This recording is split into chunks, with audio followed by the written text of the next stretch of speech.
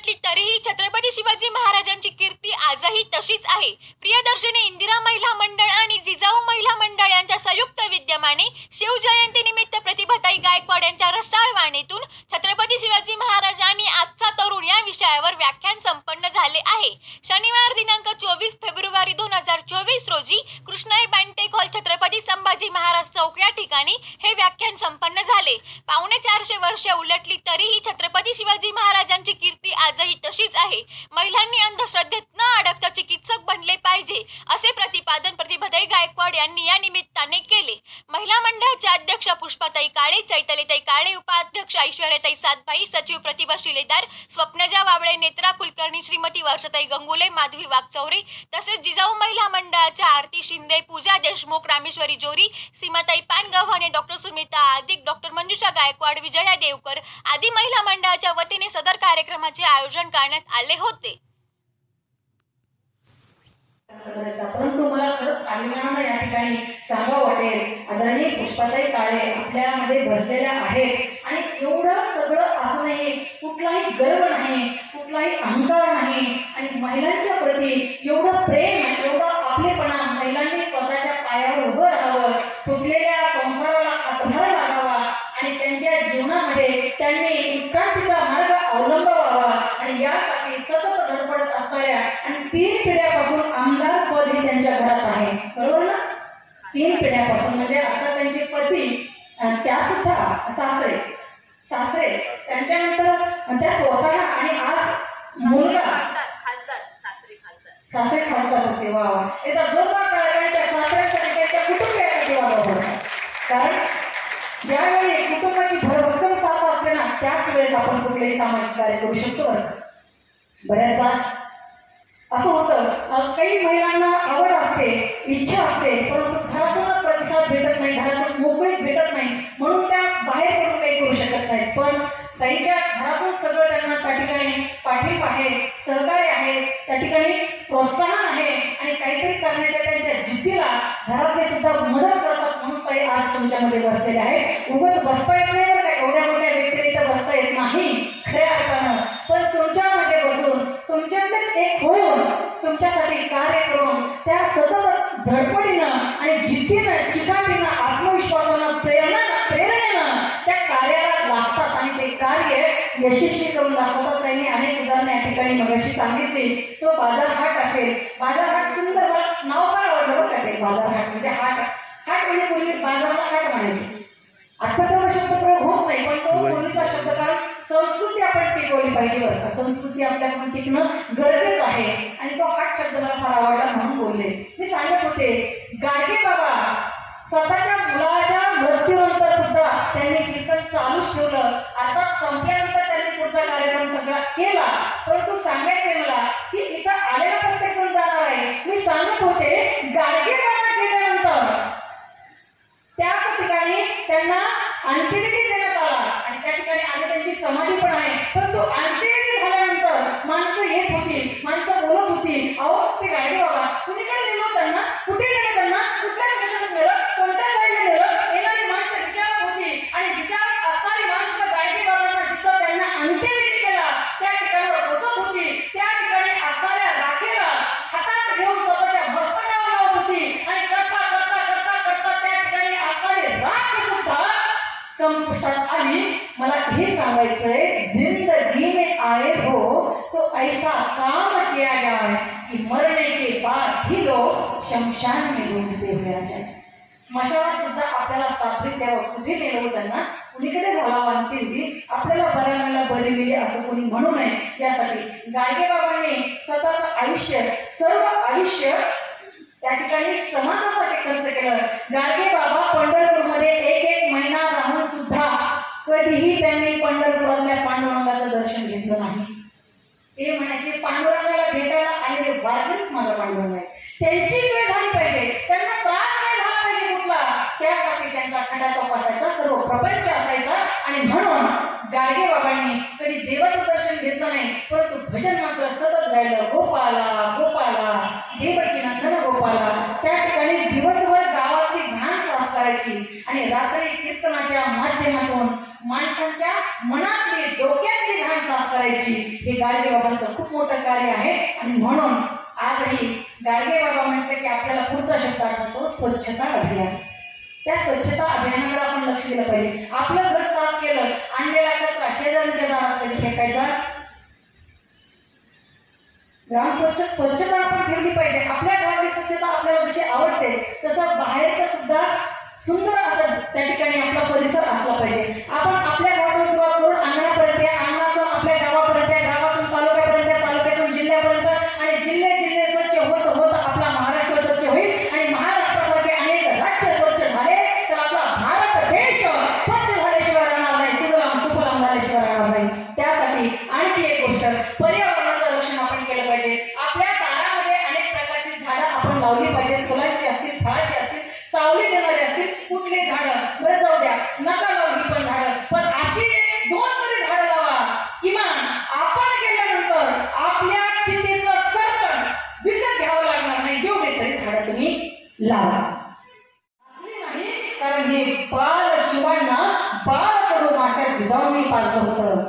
कुठल्याही मुलांना संस्कार करत असताना ज्या ठिकाणी वय लहान आहे तेव्हाच संस्कार करणं गरजेचं आहे. मोठे झाल्यानंतर आपण बऱ्याचदा पालकांच्या तक्रारी ऐकतो, लेकरं ऐकत नाही, लेकरं उलट बोलतात. का बोलतात तर त्या ठिकाणी बाल वयामध्ये त्यांना संस्कार देण्यासाठी आपण कुठेतरी कमी पडलो, म्हणून ती मुलं आपलं ऐकत नाही. कधी कधी लग्न झाल्यानंतर सासऱ्यांच्या तक्रारी असतात. मुलगा आता पहिल्यासारखं बोलत नाही, ऐकावर का सासवडनं, तो पहिल्यासारखाच असतो बरं का, नक्कीच तो पहिल्यासारखाच असतो. पण त्याचं प्रेम थोडंसं वाटणे त्याच्यामध्ये होणारच ना, वाटणे होते. तो पहिल्यासारखाच असतो, पण आपल्या नजरा बदलतात. ती आल्यानंतर कोण, सुनबाई आल्यानंतर आपलं वर्ग बदललं हे प्रत्येकाला वाटतं, प्रत्येकाला वाटतं. पण तसं अजिबात काही नसतं. त्याच्या प्रेमाच्या थोड्याफार वाटण्या होतात, तो तसाच असतो. त्याला सुद्धा समजून घ्या, सुनेला सुद्धा समजून घ्या. आणि तुम्हाला आपल्या मुलानं आपलं ऐकावं असं जर वाटत असेल ना तर तुम्ही तुमच्या सुनबाईला डोक्याला घेऊन नाचत जा, बस तुमचं कामच आहे. फक्त माझी सुनबाई किती खट्याळ असल्या, फक्त काय करायचं, आपल्या सुनासारखी सून आपल्या पंचक्रोशीमध्ये कुणाचीच नाही. माझी सून माझ्या सुनासारखी सून कोणालाच नाहीये, कुठंच भेटणार नाही. ती कितीही खट्याळ असली ना, ती कितीही नाठा असली ना तरी सुद्धा तिला काय वाटतं, बाई आपण एवढं करून सुद्धा आपली सासू आपलं किती नाव घेते, मग आपण चांगलं जर राहिलो तर आपलं किती नाव घेईल ती. तुम्ही करावं, करून पहा. आणि पुढच्या वेळेस जेव्हा मी येईल ना तेव्हा मला नक्की, म्हणजे मला यायचंच आहे का पुढच्या वेळेस.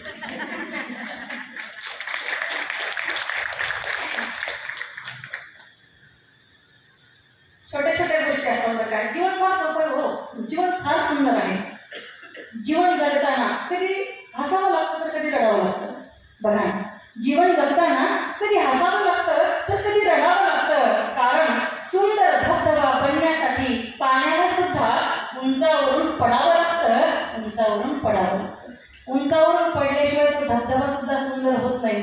तसं जीवन हे फार सुंदर. जीवन म्हणजे what is the definition of life. नेमकी जीवनाची व्याख्या काय, नेमकी म्हणजे सगळ्यांच्या वेगवेगळ्या व्याख्या असतील, सगळ्यांच्या वेगवेगळ्या व्याख्या असतील. जसं सपोज पहा, cricketer says cricket is life, actor says acting is life, writer says article is life, poet says poem is life, housewife says work is life, little child says play is life. But I must say life is a very small gap between birth and death. So that in this gap be happy and try to make others happy, enjoy every moment of life. काय जीवन म्हणजे? जीवन म्हणजे जन्म आणि मृत्यू याच्यातील अगदी छोटंसं अंतर, दॅट इज कॉल्ड लाईफ. त्याचं नाव जीवन. आणि या जीवनात आल्यानंतर आपण असं जगावं, असं वागावं. आपल्या मोबाईलच्या भाषेमध्ये सांगू का कसं जगायचं? माणसानं असं जगावं जीवनामध्ये. लोकांनी आपल्याला सर्च केलं पाहिजे, सर्च, डिलीट नाही मारलं पाहिजे. असं आपण जगावं. जिंदगी में आए हो तो ऐसा काम किया जाए, जिंदगी में आए हो तो ऐसा काम किया जाए कि मरने के बाद भी तो शमशान में ढूंढते हुए आ जाए, शमशान में ढूंढते हुए आ जाए. आपल्याला असं कोणी म्हणू नये, बर्राम याला बर्री निर्मित वाक्याची कटकट एकदाची.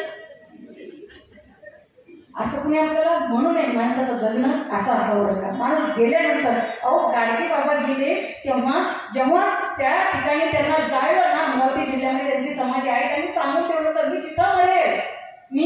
जिथं मरेल त्याच ठिकाणी माझा अंत्यविधी करण्यात यावा, मला माझ्या गावी आणण्याचा प्रयत्न करू नका. जे उपस्थित असतील तेच माझे सगळे सोयरे, तेच माझे पाहुणे रावळे असतील. बघा तत्पूर्वीचा एक किस्सा सांगेल छोटासा, की गाडगे बाबांचं कीर्तन चालू होतं एका गावामध्ये आणि एक व्यक्ती आला. कानात त्यानं सांगितलं, गाडगे बाबा तुमचा एकुलता एक असणारा मुलगा आता या क्षणाला वारलेला आहे, घरून कळलेला आहे, त्याची मी तुम्हाला सांगतो. काय सांगितलं कानात, गाडगे बाबा तुमचा एकुलता एक मुलगा वारलेला आहे, मरण पावलेला आहे. गाडगे बाबाच्या कानात सांगून झाल्यानंतर गाडगे बाबा पुन्हा म्हणाले, अरे किती मेले कोट्याने कोटी, काही रडू एकासाठी. या जगामध्ये प्रत्येक जण येणारा तो जाणारच आहे, जो आलेला आहे तो जाणार आहे. कोजे ते नाते नाचते पुढे पी दिसे, हे घटिका यंत्र जैसे परिभ्रमेगा. जे दिसतंय ते संपणार आहे आणि जे मोजता येतं ते संपतं. त्याचं मग तुमच्याकडं तुमची प्रॉपर्टी किती आहे, तुम्ही पैशावरून बँक बॅलन्सवरून तुमच्या दारात किती गाड्या आहेत त्याच्यावर तुमची श्रीमंती अजिबात मोजू नका. तुमची श्रीमंती तुमच्या गाड्यावरून, तुमच्या बँक बॅलन्सवरून, तुमच्या बंगल्यावरून, तुमच्याकडे सोन्यावरून कधीच तुमची श्रीमंती मोजू नका. श्रीमंतीच तुम्हाला जर मोजायची असेल ना तर एक गोष्ट करा, ज्या वेळी तुमच्या जीवनामध्ये एखादा दुःखद प्रसंग येईल, तुमच्या डोळ्यातून खळखळ अश्रू उघडतील आणि ते अश्रू पुसण्यासाठी किती हात समोर येतात, ते हाताची संख्या बघा. आणि त्याच्या महिला अंधश्रद्धेच्या विळख्यात फार अडकलेल्या असतात, बाबांच्या नादामध्ये फार अडकलेल्या असतात. कुणी काही सांगितलं ते करायला बसलेले असतात. महिला बरं आमचं करा अंधश्रद्धात्मक वागतो, परंतु त्या अंधश्रद्धेतून आपल्याला स्वतःला बाहेर काढायचं. अंधश्रद्धेच्या विळख्यात आपण अजिबात अडकलं नाही पाहिजे. महिलांनी चिकित्सक बनलं पाहिजे. आपल्याकडे कसं होतं ते एकीनं केलं की दुसरी करायला तयार असते ती. आमच्याकडं खंडेश्वरचं मंदिर येत आहे. एकदा काय झालं, नवरात्राचा पिरियड चालू होता आणि दर्शनाला गेलो आणि असं रांगेत उभा राहिलो. महिला कशा असतात ते सांगते मी, छोटासा दृष्टांत सांगते. कारण मी कीर्तनकार आहे आणि कीर्तनाच्या माध्यमातून मला हसवणं, रडवणं, फसवणं सगळं जमतं. त्या ठिकाणी आपल्या खंडेश्वरी देवीच्या मंदिरामध्ये दर्शनाच्या रांगा लागलेल्या होत्या. एका साईडला पुरुषांची रांग होती, एका साईडला स्त्रियांची रांग होती आणि रांग भरपूर मोठी होती. पुरुषांच्या रांगेने पुरुष चालत होते, स्त्रियांच्या रांगेने स्त्रिया चालत होत्या. एवढ्यात काय झालं, एका बाईचा जवळजवळ रांग आल्या, मंदिराचं दार जवळजवळ आल्यानंतर पुरुष आणि स्त्री थोडेसे जवळ येतात. एवढ्यात एका बाईचा पाय अर्थात लाथ एका पुरुषाला लागली लाईन मधल्या. तर तिनं त्यांचं लाथ लागली म्हणून तिनं काय केलं, त्यांचं दर्शन घेतलं. काय केलं, त्यांचं दर्शन घेतलं. मागच्या बाईला वाटलं हे फार मोठे कोणीतरी महात्मा दिसत आहे, यांचं दर्शन घेतलं पाहिजे. दुसरीला घेतलं दर्शन, तिसरी गप्प बसणार आहे, तिसरीला दर्शन घेतलं. असं करता करता चौथी, पाचवी, सहावी आणि 10व्या 11व्या नंबर पासून मग ते देवीला बघायला आणलं होतं का हळदी कुंकू त्या बाबाच्या पायावर. परत 16व्या 18व्या 20व्या पायीपासून पुन्हा पाणफूल सुद्धा त्या बाबाच्या पायावर. बाबाचे दर्शन घेऊन पाय त्या ठिकाणी हळदी कुंकवाने आणि त्या पानफुलाने एवढं मोठं गच्च त्यांच्या जवळ झाला आणि पुढे रांगच जायला गेले ना, पुढे रांगच जायला. इथे बाबाच्या पायावर तिथं दर्शन घ्यायचा कार्यक्रम त्या महिलांचा चालू झाला. बघता बघता बघता सगळं महिला मंडळ त्या बाबांचं दर्शन घेऊन झालं.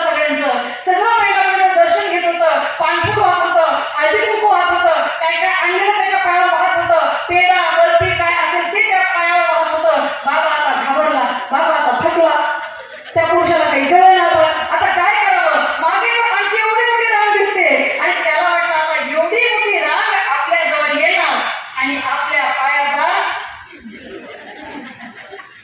त्यानं काय केलं, थोडस एका बाईनं इकडं तिकडं बघत होती, तोपर्यंत त्या माणसानं पळ काढला आणि जी बाई त्याच्या जवळ आली होती दर्शन घेण्यासाठी आणि ते पानफूल वाहण्यासाठी, तिला लक्षात आलं की हा महात्मा इथून निघून गेला.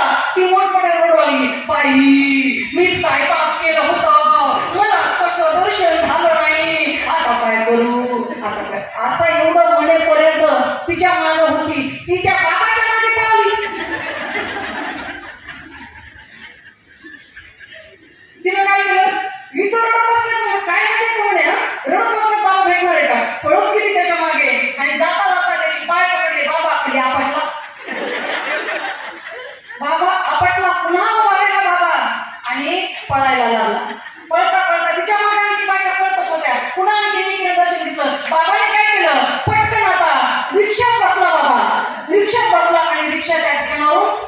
निघून गेली. मागणं बायका ज्या पळत आल्या होत्या, जिला बाबाचा रिक्षा अगदी 2 पावलावर होता, पण तिला तो भेटला नाही बाबा. तिनं काय केलं माहिती का प्रतिभाताई? तिनं काय केलं, त्या रिक्षाच्या चाकाखालची माती घेतली आणि कपाळाला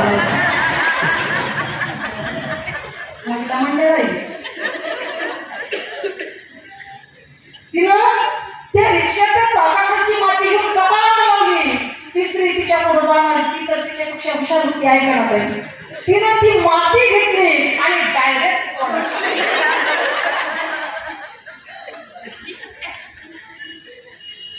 हा विनोद जरी असला तरी ही रियालिटी पण होऊ शकते. इट कॅन बी हॅपन, होऊ शकते. हे इतकं महिला मंडळ बुवांच्या त्या श्रद्धेमध्ये अडकलेलं असतं. श्रद्धा जरूर ठेवा, परंतु अंधश्रद्धा कधीच ठेवू नका, एवढं सांगेल मी तुम्हाला. आपल्याकडे काय होतं, महिला मंडळाच्या अंगात येतं, अंगात, बरोबर. अहो देव अंगातच आहे, काय याची गरजच नाही. देव अंगातच आहे ना, पण ते काय किती विचित्रपणा हो. गल्ली म्हणत नाही, ती घाण म्हणत नाही, खाली कुठे बसलेली, कुठे आपण माणसं बघतात, ते तिचं सुरू होतं. अरे काय चाललंय काय? भारत महासत्ताक म्हणून पाहतोय आपण, 21व्या शतकामध्ये आहोत. इतिहासाला कुठे लिहून ठेवतील लोक काही सांगता येत नाही बरं का.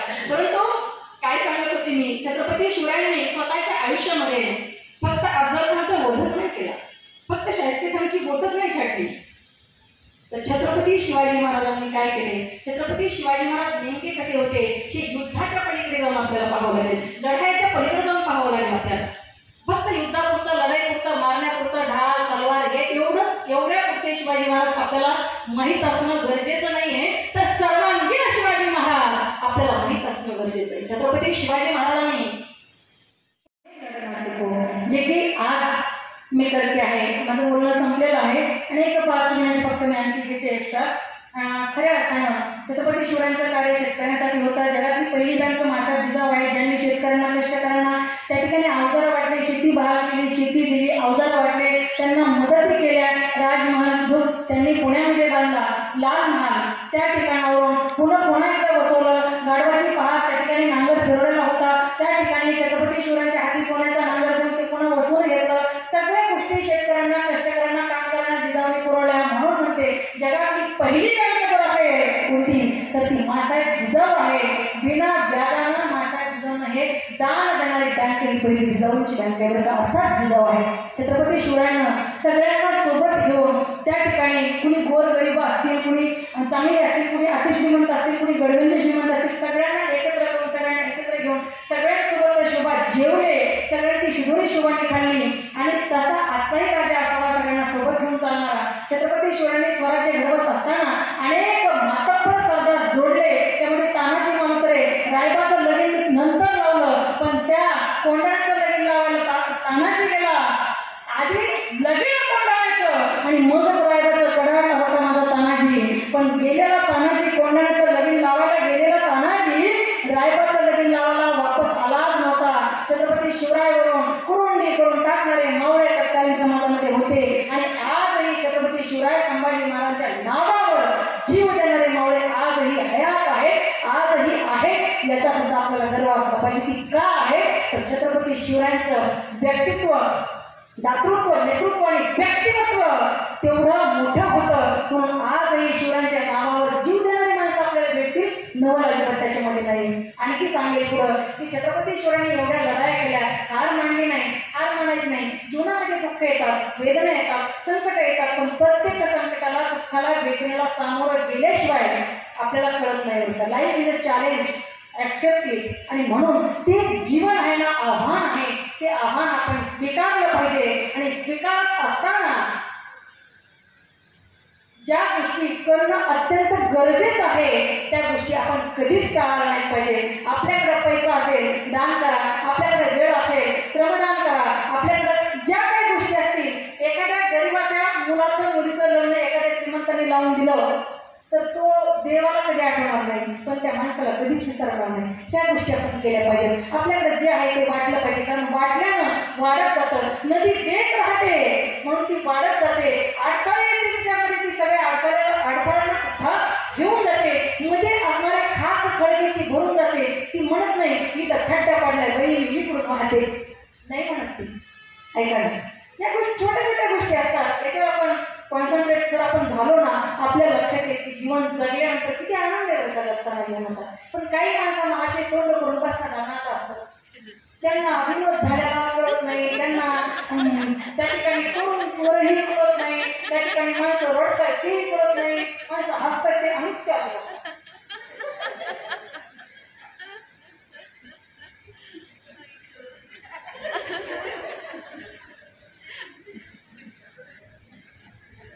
मला वाटतं कधी कुणी उचलून नाही गेलं म्हणून गेलो की काय असं वाटतं इतके माणसं. अरे आपण जीवन जगतोय ना, चेहऱ्यावर स्माईल ठेवा, कारण स्माईलनं आयुष्य वाटतं असं म्हणतात, खरं की कुठे माहीत नाही मला, पण आयुष्य वाढो न वाढो स्माईल ठेवल्यानंतर चेहरा मात्र चांगला असते एवढं मला माहिती. बरोबर आहे, चेहरा छान करत दिसतो ना. आणि तुम्ही कसे असावं, कसे एक होतं गोरा पाणीतो गोरा कोणता पोरगा या घरी असाल बघा, किती सुंदर दिसतात आमच्या घरी. जर त्याच्या चेहऱ्यावर हसून असेल, नुसता खोकलेलं तोंड आहे त्यांचं असं, त्याच्या सौंदर्याला काहीच किंमत नाही. तसं एखादी स्त्री इतकी सुंदर आहे, इतकी सुंदर आहे, पण तिला हसायचंच माहित नाही. एक साठायचं का टाकलं कोणा सावळी स्त्री असू द्या, पण तिच्या चेहऱ्यावर सुंदर स्मित हास्य असतो, तिच्यासारखी सुंदर कोणीच नसते सुंदर. तिचे हसायला शिका, हो हसायला शिका. आणि सांगू का, ज्याला मनमोकळेपणानं हसता येतं का, ज्याला मनमोकळेपणानं हसता येतं ना, त्याला चार चौघात बसता येतं. आणि पंढरपूर सारख्या ठिकाणी किंवा अन्य ठिकाणी शिर्डी सारख्या साईबाबांच्या दर्शनाला गेल्यानंतर हळूच गर्दीत घुसता येतं, तर त्याच्यामुळं हसता आलं पाहिजे. हसणं फार गरजेचं आहे. आणि आज या ठिकाणी जिजाऊ मासाळांकडे आहे आणि मागणं संतांकडे आहे. एकच मागायचं, एक अर्धाच मिनिट बोलणार आहे, थांबणार आहे. बघा काय मागणं आहे.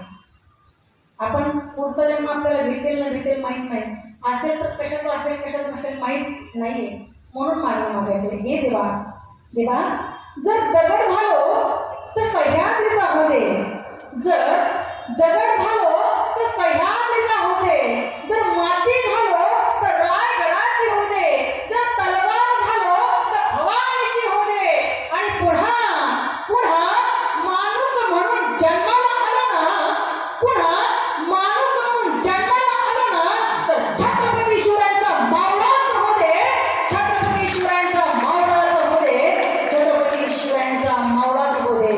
धन्यवाद. जय जिजाऊ, जय श्री. म्हटलं की ती माणसं वळवळ केल्याशिवाय राहत नाही. बरोबर आहे ना ताई? चळवळ म्हटलं की ती माणसं वळवळ केल्याशिवाय राहत नाही, आणि एकदा का वळवळ झाली तर ती माणसं घाला उडून दिल्याशिवाय राहत नाही. म्हणून चळवळ अतिशय महत्वाची आहे. आणि त्या चळवळीमध्ये आता जिजाऊ ब्रिगेडच्या जिजाऊ मंडळाच्या महिला मंडळ या ठिकाणी माझ्यासमोर बसलेलं आहे. म्हणून म्हटलं हे कार्यक्रमाचं कारण रिझन ऑफ द प्रोग्राम, काय कारण आहे कार्यक्रमाचं, तर आपण या ठिकाणी शिवजयंती साजरी करत आहोत. का होते माझ्या राजाची शिवजयंती एवढे मोठ्या प्रमाणात साजरी? छत्रपती शिवाजी महाराजांच्या अगोदर राजे झाले नाहीत का? छत्रपती शिवाजी महाराजांच्या नंतर राजे झाले नाहीत का? मग का माझ्या राजाची एवढी मोठ्या प्रमाणात जयंती साजरी होते? तर त्याचं कारण आहे, आले किती गेले किती, आले किती गेले किती, झाले किती मेले किती, नाही त्यांची गणती, जगामध्ये झाले माझे एकच छत्रपती, एकच छत्रपती, एक केले बारा बोलते, एक केला मावळा. नाद करायचा नाही, त्या छत्रपती शिवरायांच्या मावळ्यांचा नादच खुळा, नादच खुळा, नादच खुळा. आणि त्या मावळ्यांनी अर्थात सर्व माझ्या महिला मंडळांनी आयोजित केलेला हा सुंदर असा कार्यक्रम आहे. आपण शिवजयंती साजरी करत आहोत आणि छत्रपती शिवरायांची ओळख अशी आहे की कित्येक तोंड आज त्यांची कीर्ती गातायत, तरी सुद्धा ती कीर्ती पूर्ण होऊ शकत नाहीये. कित्येक कीर्तनकार असतील, व्याख्याते असतील, प्रवचनकार असतील, त्या ठिकाणी शाहीर असतील, पण कुणाच्याही मुखातून छत्रपती शिवरायांची कीर्ती त्या ठिकाणी पूर्णत्वास जाऊ शकत नाही. कारण छत्रपती शिवाजी महाराज म्हणजे एक प्रकारचा सागर आहे, आणि त्या सागरातला फक्त एकच ध्येय आम्ही आपल्या समोर मांडू शकतोय. काय केलं या माणसानं, काय केलं या राजानं, काय केलं? 450 वर्ष उलटून गेली तरी सुद्धा छत्रपती शिवाजी महाराजांच्या नावाची ताकद कमी व्हायला तयार नाहीये. काय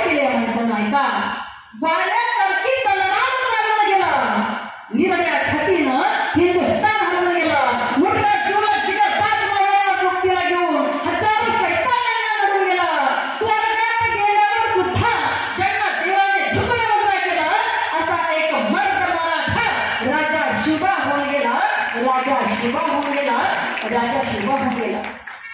एकच राजा असा झालाय. कित्येक गाणे आहेत. एकच राजा इथे जन्मला, शिवनेरी किल्ल्यावर माझ्या देवाचं नाव गाजतंय गड किल्ल्यांच्या दगडावर. माझ्या राजाचं नाव गाजतंय गड किल्ल्यांच्या दगडावर. राजाही असा झाला, कधी कोणासमोर झुकला नाही, वाटला नाही माझा राजा. कारण जिजाऊचा लेख तो बहुजनांचा राजा होता आणि झुकला नाही कधी कोणासमोर. मोहरांचा तो बाप होता. कोणी अडत असेल तर त्याला सत्याची वाट दाखवा आणि कोणी नडतच असेल तर त्याला छत्रपतींची जात दाखवा, छत्रपतींची जात दाखवा.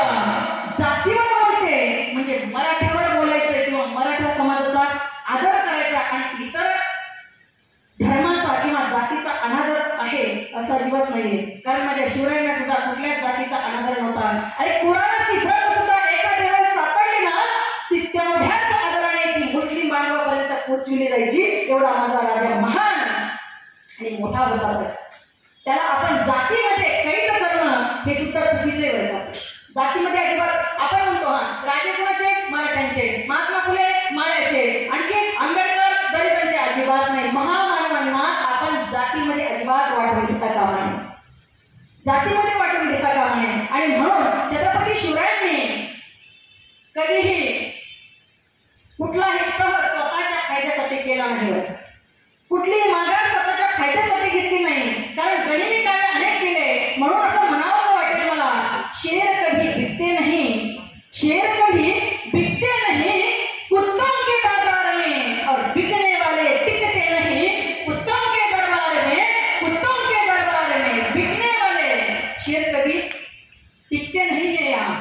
म्हणून माझा राजा एवढा मोठा होता, एवढा मोठा होता की त्याची कीर्ती आजही 450 वर्ष उलटली तरी सुद्धा अगदी तशीच आहे होता. एवढा मोठा माझा राजा. आणि त्या राजाला जन्म देणारी मासाहेब, लोकमाता, राजमाता, विश्वमाता जिजाऊ मासाहेब.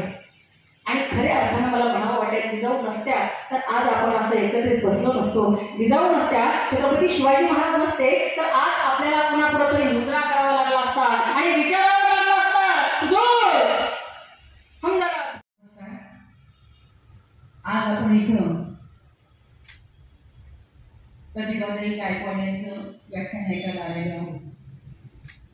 मी माझ्या पहिल्या सुरुवातीला जेव्हा मला वाचन आलं त्या वाचनामध्ये सुरुवातीला मी शिवाजी महाराजांचं जास्त वाचत होते आणि नंतर अशी परिस्थिती आली तर मला रात्रीच्या वेळेला जर हात जरी लागला, शेजारी भाऊ बसला किंवा बहीण असते तरी माझ्या तोंडातून शिवाजी महाराजांचं छोटंसं काहीतरी काय वाचलेलं असेल ते लिहायचं. नंतर मग मला थांबायला लावलं. वडील म्हटले तू थांब आता, थोडं शिवाजी महाराजांचं वाचन नको, तू खूप भारावून गेलेली आहे. आज मला वाटलं होतं का तरुण पिढी जास्त येईल, कारण मला हे अपेक्षित होतं की तरुण पिढीने ऐकायला पाहिजे. आता याच्यातले थोडे मागे जे बसले ते थोडेसे आहेत तरुण, पुढचे पण आहेत तरुण, पण तुम्ही एक गठ्ठा बसा त्याच्यामुळे मला ना लक्षात येत नाहीये, गर्दी झाल्यासारखं वाटतं. आता जरी मी जिजाऊ मंडळाची सगळ्यात छोटी सदस्य जरी असली त्यामुळे मग माझं नाईलाज होतं म्हणून मला तुम्हाला रागवावं लागतं. आणि असं का आलेल्या उपस्थित सर्व माझे आमच्या विनंतीला मान दिला, प्रतिभा शेजारच्या आणि माझ्या विनंतीला मान दिला आणि तुम्ही इथे आले आणि आपल्याला प्रतिभाताई गायकवाड यांना ऐकायचंय आणि त्यांना जास्तीत जास्त वेळ मिळावा म्हणून मी आधी अध्यक्षीय भाषण करायला सुरुवात केली. अध्यक्षांना जसं वाचण्याचा अर्थ बोलायची काही गरज नसते, 2 शब्द बोलले, 2 वाक्य बोलले तरी चालत असतं. पण थोडंसं घरातलं वळण माईक हाताला आले का सोडायचं नाही.